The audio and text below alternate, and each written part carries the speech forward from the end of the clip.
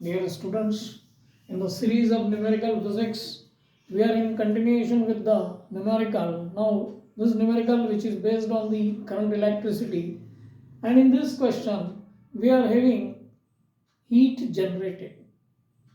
The question which is based on the heat generated, the total heat generated which we have to calculate, हमको heat generation जो है calculate करना है in resistance. अब इसके लिए हमको जूल्स लॉ ऑफ हीटिंग पता होना चाहिए. तो यहाँ पर हम क्वेश्चन को पहले रीड करते हैं. The charge flowing through a resistance are varies with the time t as q is equals to at minus bt square where a and b are positive constant. Find out the total heat produced in r. अब यहाँ पर देखें तो h is equal to हमें पता है आई square R D T होता है, और t ले लें आप. अब यहाँ पर हमको चार्ज दिया हुआ है, q दिया हुआ है, तो q से हम i कैलकुलेट कर सकते हैं, r दिया हुआ है, इंटीग्रेशन करके हम फाइनल हीट जनरेशन कैलकुलेट कर सकते हैं. तो q इज इक्वल्स टू हम आपके पास में है 80 माइनस बी टी स्क्वायर. अब इसका हम डिफरेंशिएशन करते हैं, डिफरेंशिएटिंग इट तो D cube by D T हमको करंट दे देगा. ये आपका ए हो गया, ये 2 टाइम्स बी टी हो गया. अब यहां पर हम देखें D cube by D T means I is equal to D cube by D T which is equal to A minus 2 B T, और at time T equal to 0, Q 0 है तो आई भी 0 होगा आपका. At time T equal to 0 initially, तो हम यहाँ देखें तो आई की वैल्यू सब्सटीट्यूट कर दें 0, तो a माइनस 2 बी टी, तो we get t is equal to a upon 2b. ये वैल्यू हमको कैलकुलेट हो जाती है.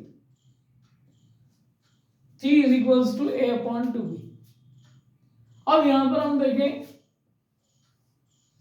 तो आई स्क्वायर मीन्स हम ले सकते हैं ये वाला वैल्यू, तो h is equal to integration limit हो गई 0 to t I square R D T, और t की वैल्यू आपकी a अपॉन 2b है 0, i की वैल्यू आ गई आपकी a minus 2bt square into R into D T. R आप बाहर ले लें 0 टू a अपॉन 2b, और इसको हम कैलकुलेट करते हैं तो ये हो जाता है आपका a स्क्वायर, ये हो जाता है आपका 4b square T square minus 2 to the 4 a b t D T. अब इसका इंटीग्रेशन हम करें तो ये हो गया आपका a स्क्वायर टी, लिमिट हो गई आपकी 0 to a by a upon 2b plus ये हो जाएगा आपका 4b स्क्वायर टी की power 3 divided by 3 minus 4ab T square upon 2, 0 to a upon 2b, यहाँ भी आपको 0 टू a अपॉन 2b लेना है. अब हम लिमिट सब्स्टिट्यूट करें तो क्या होगा, h आपका है यहाँ पर h, तो h is equal to R. Lower limit तो 0 हो जाएगी, मैं नहीं लिख रहा हूं यहाँ पे.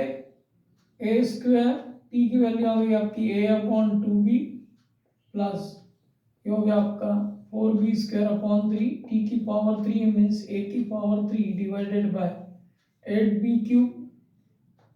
लोअर लिमिट 0 है, उसको हम फिर छोड़ रहे हैं 4ab अपॉन 2 t की power a square upon 4b square. तो अब यहाँ देखें ये आपका 4 से 4 कैंसिल हो रहा है, b से ये b गया आपका a क्यूब हो गया, यहाँ से हम ले लेते हैं इसको, ये हो गया आपका r a cube upon 2b plus ये आपका कैलकुलेट करते हैं हम, तो ये b a cube b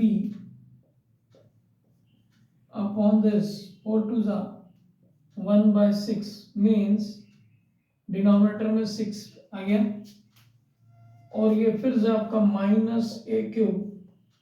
-a³/2b आ गया। इसको कैलकुलेट करेंगे अब यहाँ देखिए ये वैल्यू तो आपकी कैंसिल हो रही है यहाँ पे, तो अल्टीमेटली जो हीट जनरेट हो रही है, तो हीट जनरेट हम ले लें यहाँ पे फाइनल आंसर में, इसको मैं लिख लेता हूँ H is equal to a³/6b।